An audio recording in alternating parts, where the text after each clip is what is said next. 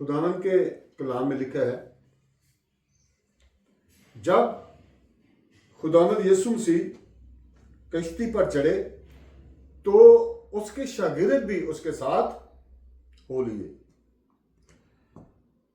और देखो, झील में एक बड़ा तूफान आया कि कश्ती की लहरों में, कश्ती उनकी लहरों में छिप गई, मगर वो सोता था।